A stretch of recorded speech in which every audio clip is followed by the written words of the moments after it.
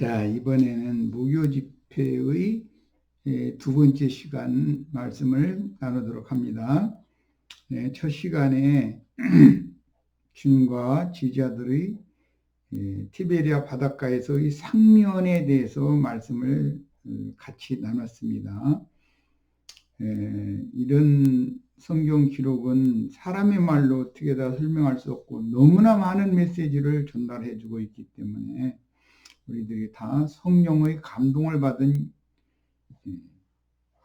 영으로 이런 말씀들을 깨달아서 우리 형제 자매님들이 다 세상에 속한 큰 포부를 품고 계셨을 테지만 이제 그런 모든 세상적인 야망이나 세상적인 성공, 세상에서 큰 자가 되고자 하는 이런 허황된 꿈 다 접으시고 오직 하나님의 크신 뜻을 위해서 정말로 온전하게 쓰임받는 주님의 동역자들로, 주님의 지자들로, 빛의 사자들로 다 보내심을 받는 축복이 있기를 바랍니다.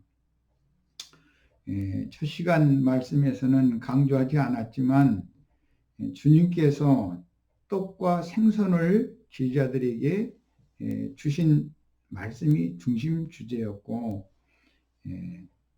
정말 주님이 친히 준비해 주신 그 떡과 생선이라고 하는 것은 세상을 이기신 그 부활이요, 그 생명이신 주님 자신을 상징한 거였기 때문에 세상을 이기신 그리스도가 생명의 떡이요 숯불에 구운 생선이고, 제자들이 그 생명 양식을 먹으면 이제 제자들이 또 동일하게 생명의 떡과 세상을 초월하고 이길 수 있게 하는 숯불에 구운 생선들이 되어져서 그들이 나아가 가르치는 복음 진리의 말씀이라고 하는 것은 단순한 사람의 말이 아닌 것이고, 많은 연단 과정을 거쳐서 세상에 큰 뜻을 품고 있던 옛사람은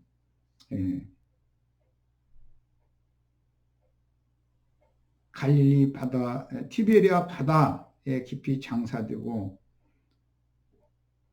하늘에 앉아 계신 주님의 영광에 올라간 새 제자들의 새 심령과 새 마음이 지금 되는 것을 의미하는 것이기 때문에 우리들은 이런 말씀을 읽을 때 오늘 우리에게도 주님께서 그때 당시 생명의 양식을 친히 준비하여 주셨던 그 부활이요 그 생명이신 주님 자신이 형제 자매님들에게 공급되어지는 축복을 다 받으시는 축복의 말씀으로 정말 주의 성령께서 강력하게 역사해서 주님의 동역자들로 다 부르심을 새로 입고 새 세계를 펼치는 사람들로 주님 앞에서 다 크게 쓰임받을 수 있기를 바랍니다. 이제 두 번째 시간의 말씀으로 나아갑니다. 두 번째 시간의 읽을 말씀은 요한복음 21장 자료 3번의 7페이지에 나오는 사도행전 20장 28절부터 35절 같이 읽겠습니다. 여러분은 이것은 바울이 장로들을 초대해서 장로들에게 부탁하는 말이에요. 여러분은 자기를 위하여 또는 온 양떼를 위하여 삼가라. 여기에 나오는 삼가 한다. 조심해라 그런 말입니다. 장로된 자들은 주님의 동역자로 다 부름을 받은 주님의 종들이기 때문에 조심할 게 한두 가지가 아닙니다. 그의 가르치는 말과 그의 삶을 통해서 정말 생명의 떡을 먹고 세상을 초월하고 이긴 숯불에 구운 생선을 먹어서 자신이 생명 양식이 되어진 사람인지의 여부는 양무리가 잘 알게 마련입니다. 사람은 그의 말을 알아보는 것이 아니라 그에게 역사되는 하나님의 생명의 능력, 즉 사망과 어둠의 권세자인 마귀를, 세상을 이기는 능력을 보고 참 제자인지 거짓 제자인지를 구분하게 되는 것이기 때문에 단순히 어떠한 이론과 교리, 말로 사람을 가르쳐서 현혹하는 것에 집착하지 말고 바울 사도가 오늘 말씀하시는 부탁의 말씀을 자신의 삶으로 본을 보여서 말과 삶이 일치가 될 때에 양무리는 자연스럽게 주님께서 티베리아 바닷가에서 제자들에게 먹으셨던 생명 양식을 얻어먹은 사람이구나.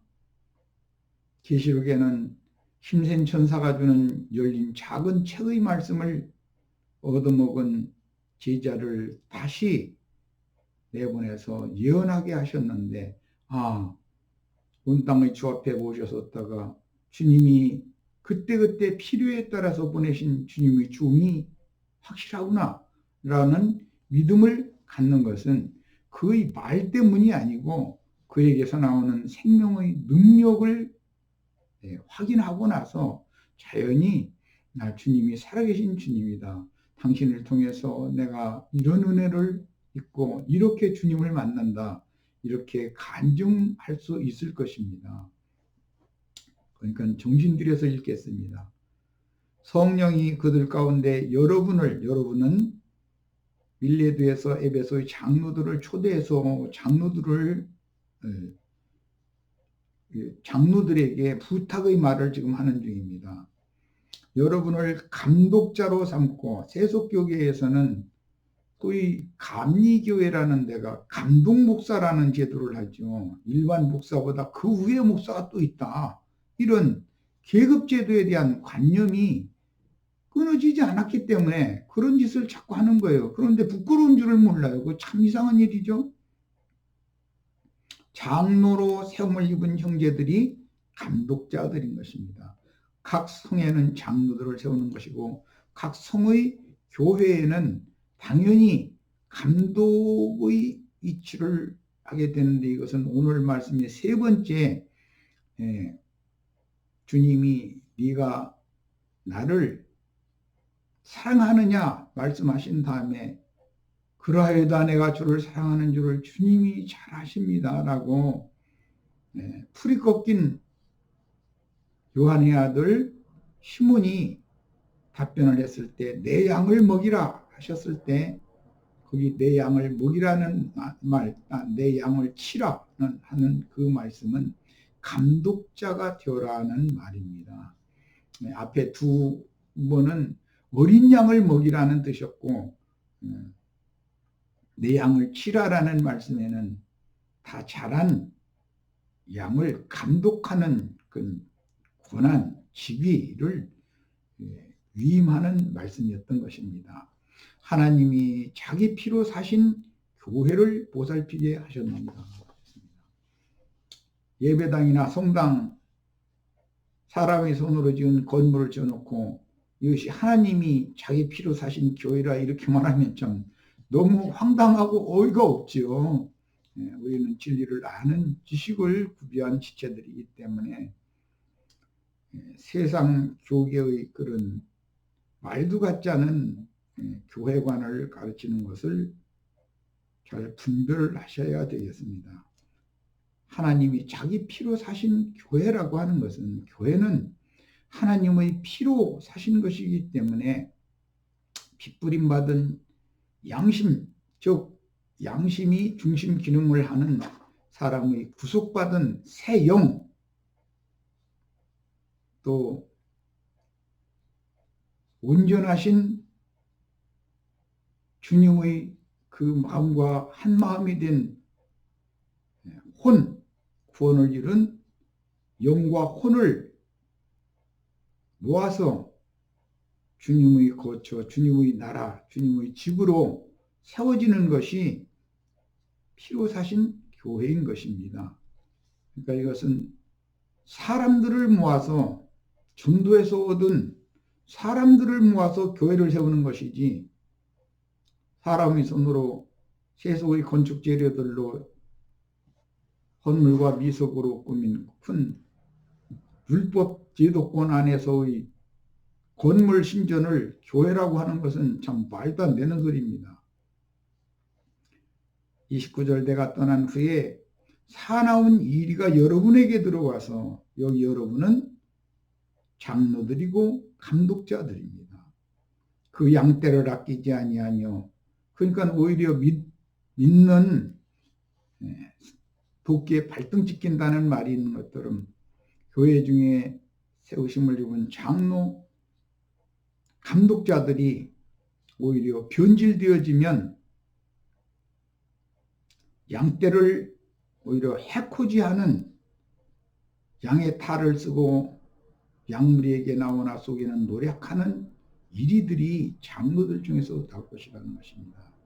이것은 주님이 세우신 사도들 중에서 가룟 유다가 나왔고 7 집사들 중에서 니골라가 나왔던 것처럼 반드시 교회 중에는 변질된 복음을 훼손시키는 사람의 큰 뜻, 사람의 포부를 이루는 말씀으로 오해하고 그렇게 변질시키는 자들이 반드시 나오게 돼 있다는 것입니다. 그래서 사도의 말씀 중에는 일하기 싫으면 먹지도 말라는 말씀도 있습니다. 목사들이 그런 말씀을 어떻게 변개시키는가? 자기는 하나님의 일을 하는 중이니까 당연히 여러분들이 낸 헌금을 받아서 먹고 살 권리가 있다, 이렇게 변개시킵니다.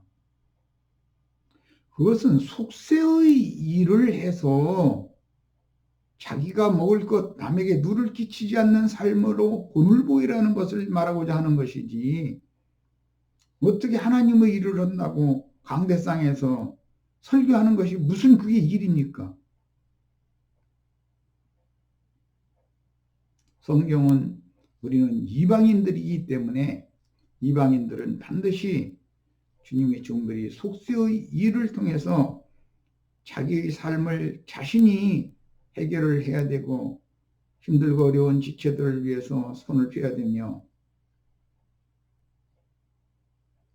주님의 힘을 받은 하나님의 종으로서 동역을 해야 되는 영의를 당연히 함께 해야 되는 것입니다.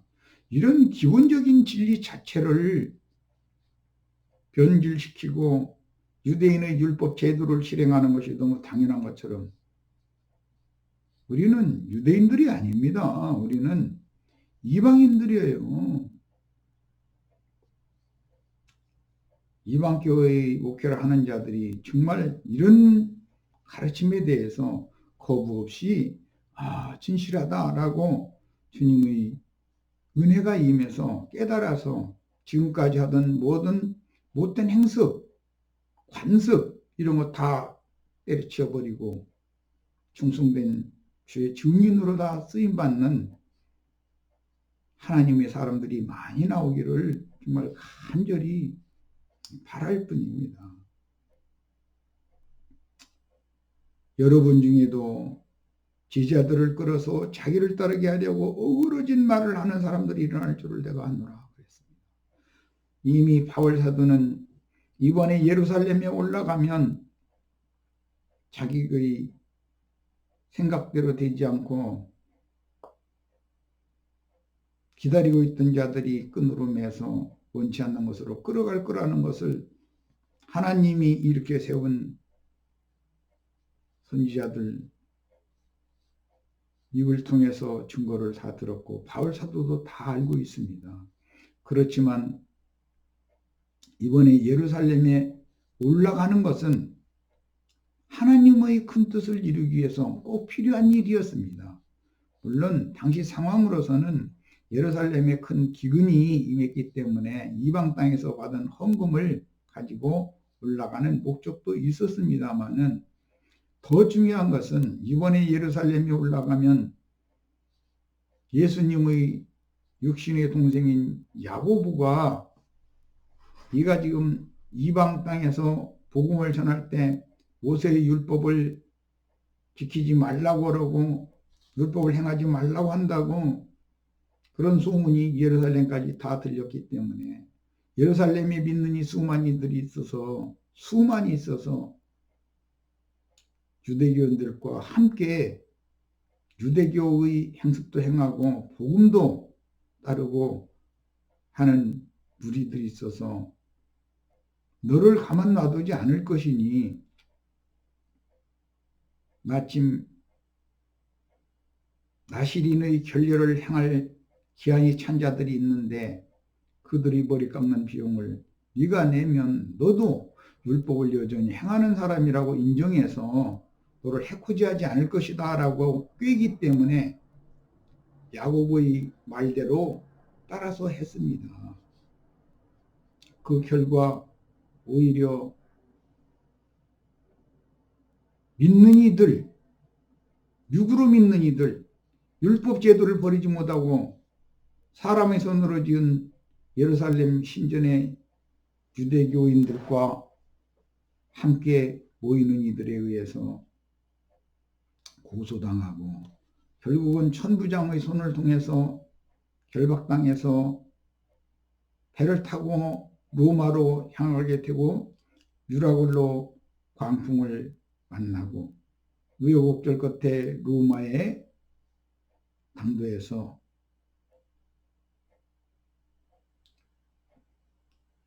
유배당하는 상황을 만나게 됩니다. 바울 사도가 유배되는 동안 베드로는 그 전에 모든 길은 로마로 통한다는 시대에 로마에 가서 복음을 전해서 교회를 일으켰고 교회에서 흥왕하는 사역을 이방 땅에 베드로가 사역을 시작했습니다.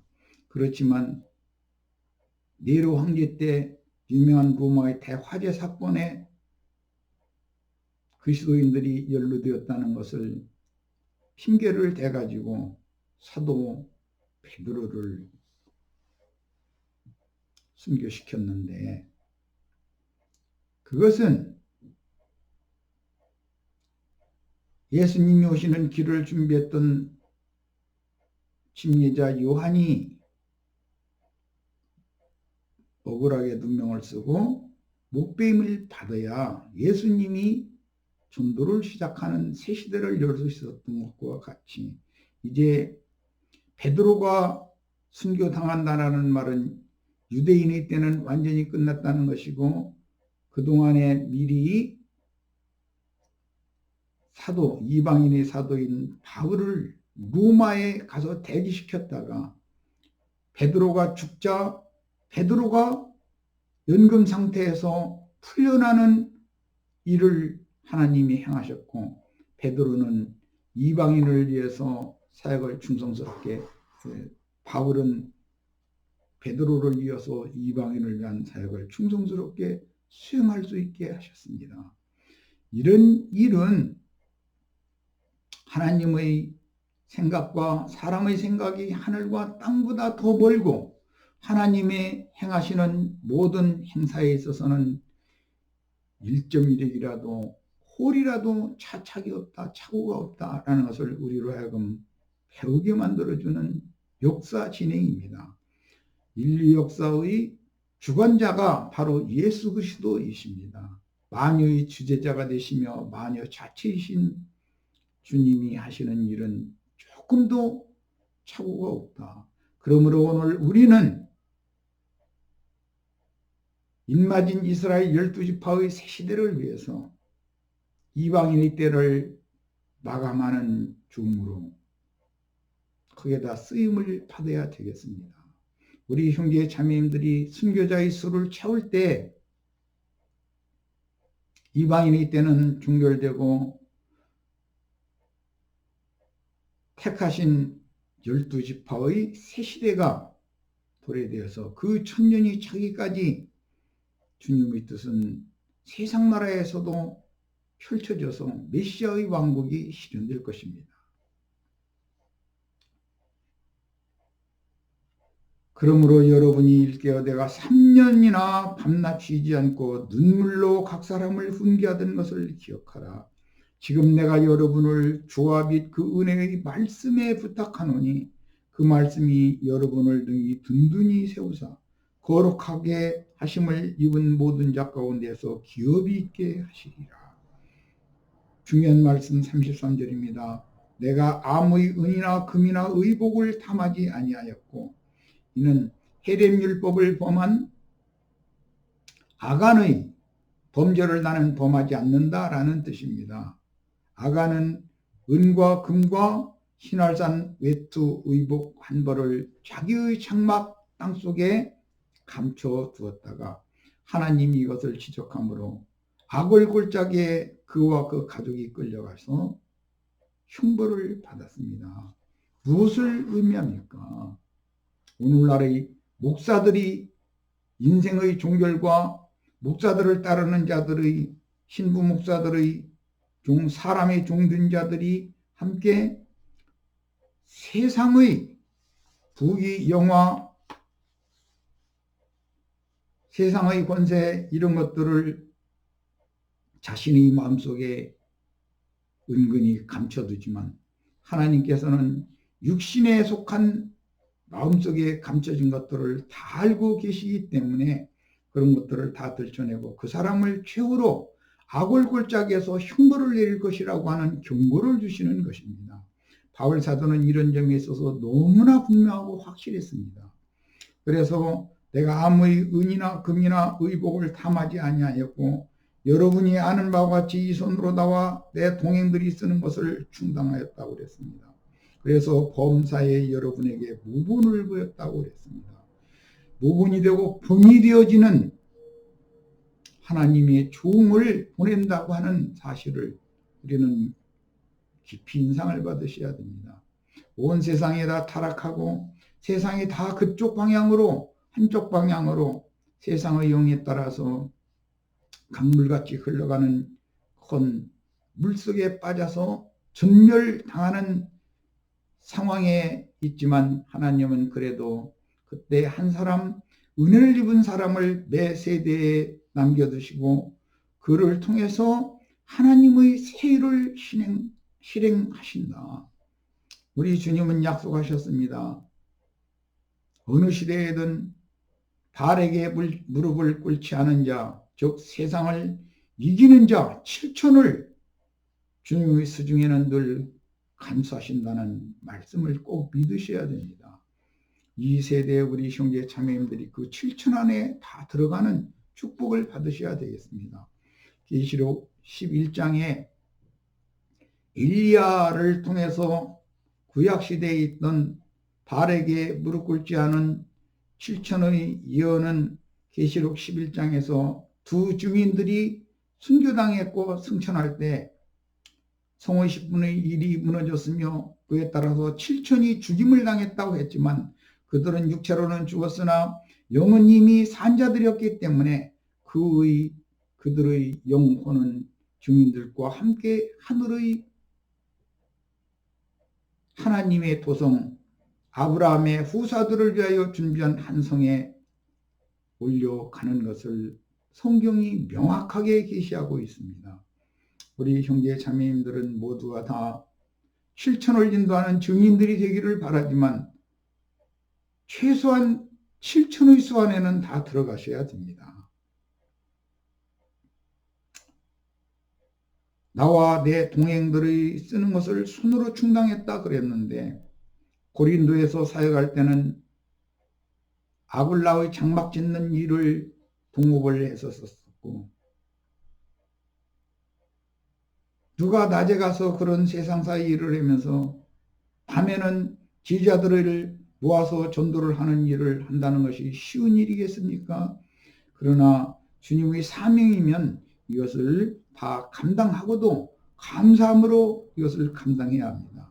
물론 그렇게 얻은 마게도니아의 여러 형제들이나 아시아에 있는 모든 믿는 형제들이 바울 사도의 말년에는 다 버리고 사도를 버리고 제 길로 갔었습니다. 그러나 그것도 하나님의 뜻입니다.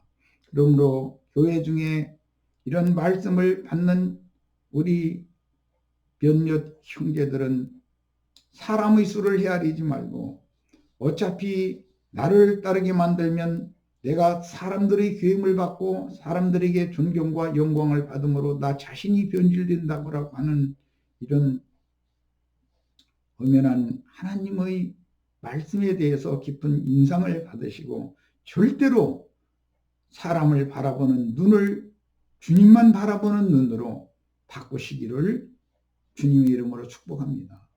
이것은 정말 내 생명을 바쳐서 부탁하는 말입니다.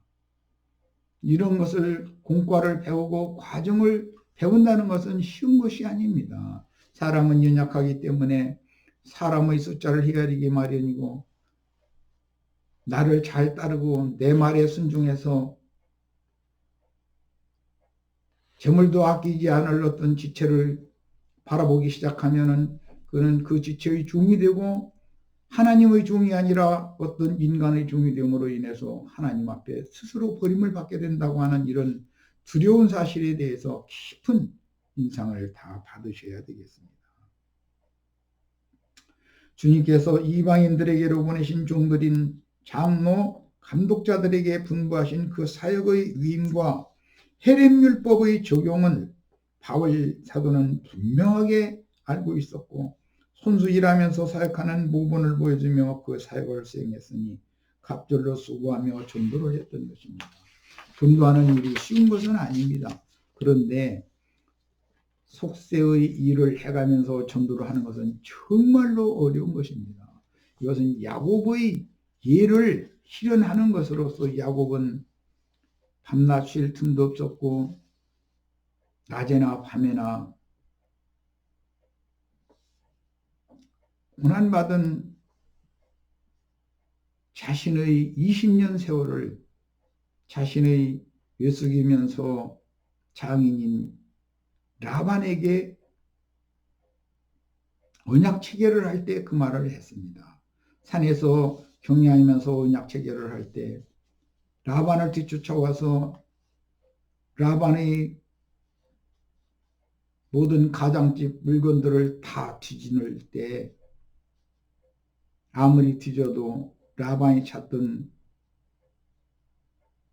드라빔이 나오지 않은 것을 확인한 다음에 야곱이 오늘 장인어른께서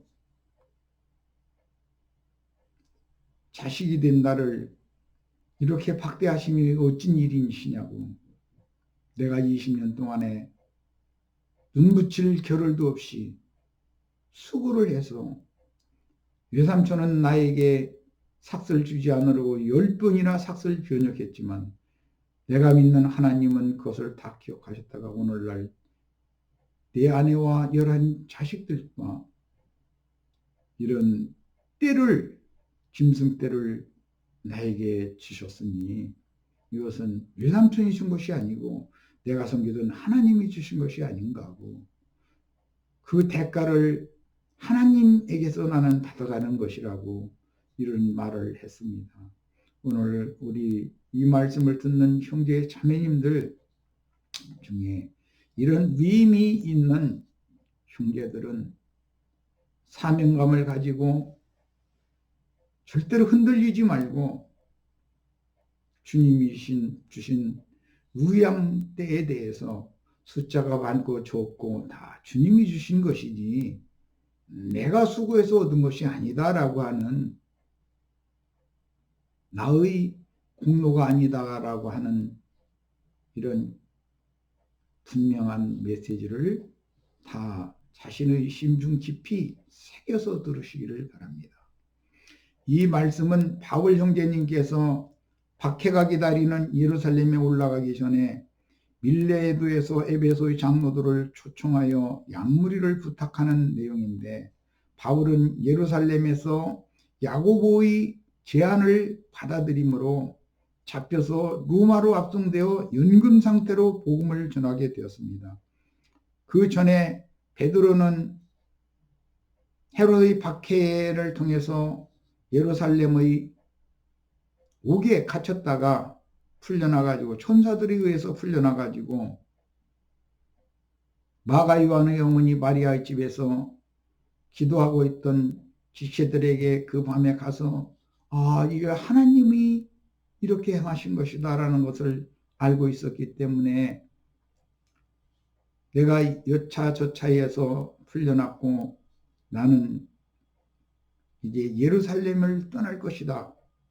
이 사실을 수많은 성도들 중에서 계명을 받고 있던 야고보와 장로 형제들에게 전하라고 하고는 떠나서 행적이 기록되지 않고 있지만 뒤에 그 역사를 보면 로마로 가서 전도를 해서 로마 교회를 세웠던 것인데 네로 황제 때 로마의 대화재 사건이 났고 그리스도인들에게 팔미를 하게 됨으로 대표자였던 베드로가 순교를 당하고 그동안에 바울을 로마로 데려다 놓고 나서 베드로가 죽은 후에 바울이 사역을 하게 하신 말씀을 이미 드렸습니다.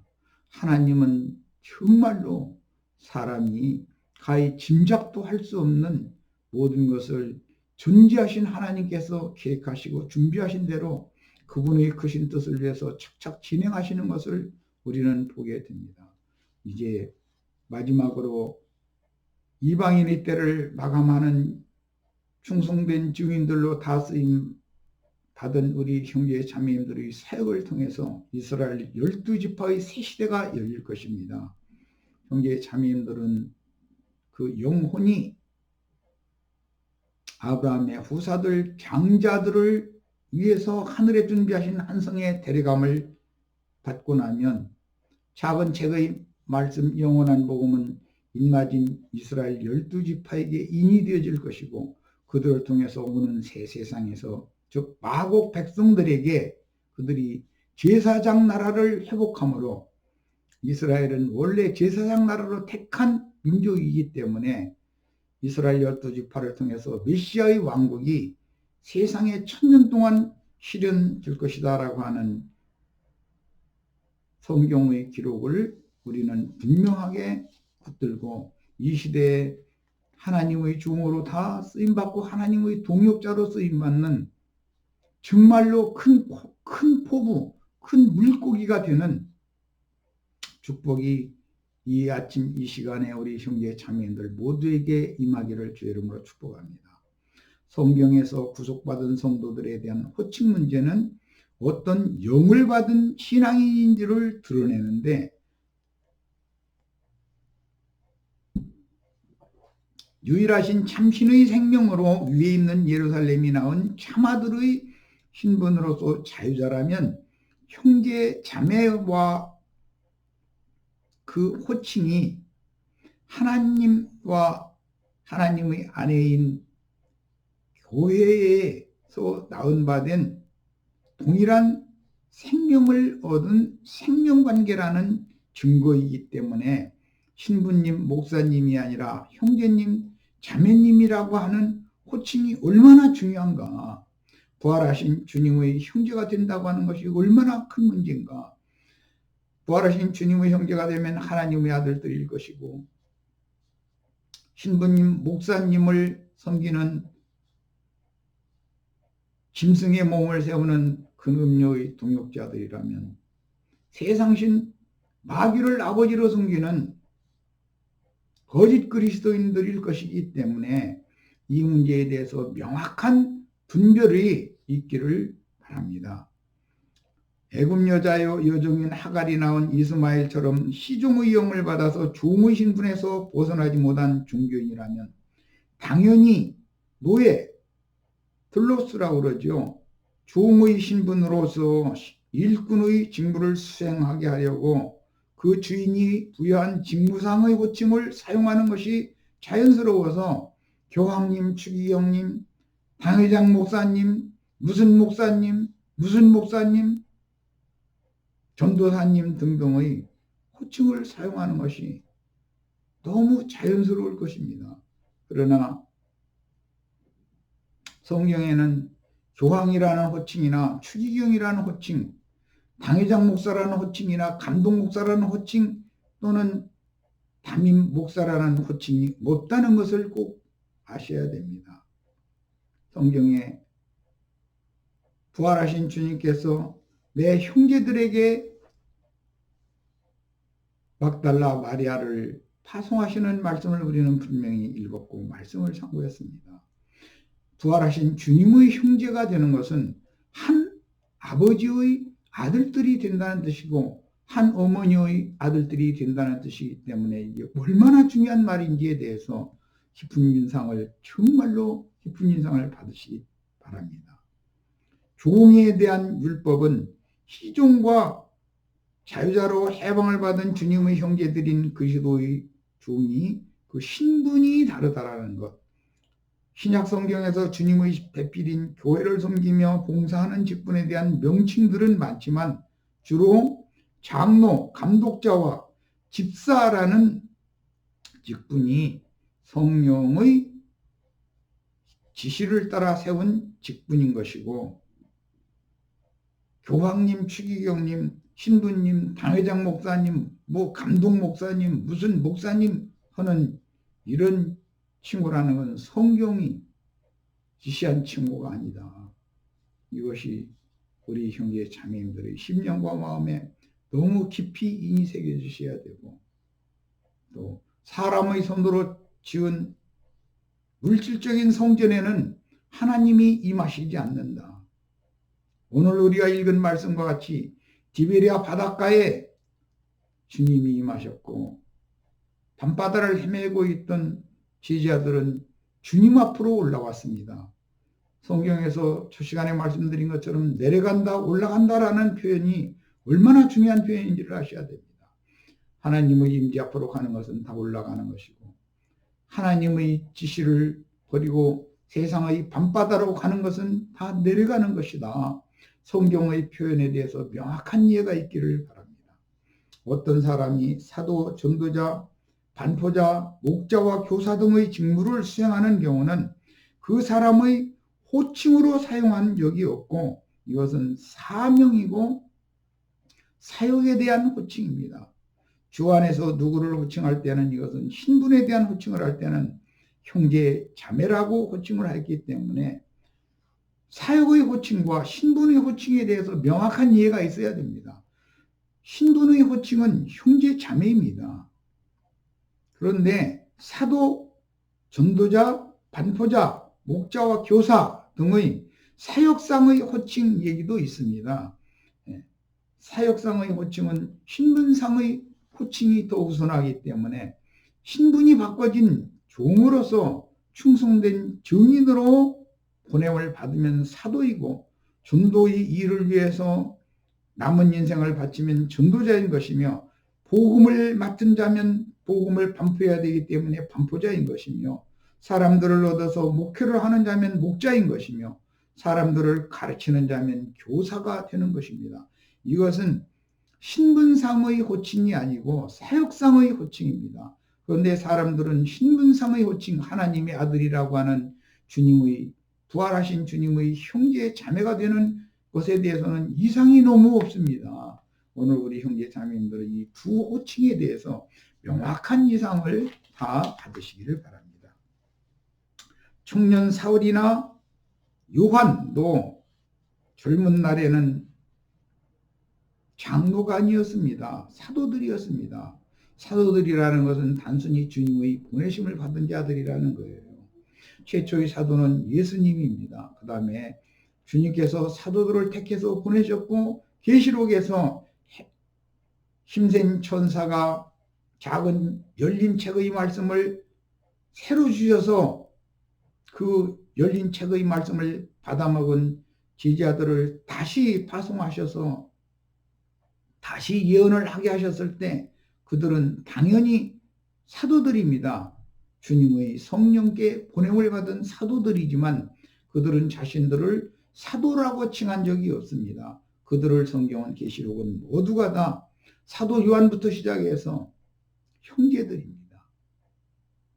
우리 형제 자매님들이 이러한 이상이 밝아져서 선지자들의 영을 받은 또 보내심을 받은 형제들로서 주님의 동역자들이 다 되는 축복이 임하기를 바랍니다. 형제로 사역하면은 당연히 부활하신 주님의 영에 따라서 그 사역을 위임받은 종이기 때문에 양머리의 뒷주머니를 바라보는 것은 말할 필요도 없이 어리석은 짓인 것을 당연히 아는 사람들이고, 큰 건물을 세워놓고 이것이 하나님의 전이다, 하나님의 전이다, 사람들을 미혹하는 것도 얼마나 거짓된 사탄의 사자들이나 하는 거짓말인지에 대해서는 너무나 분명할 것입니다.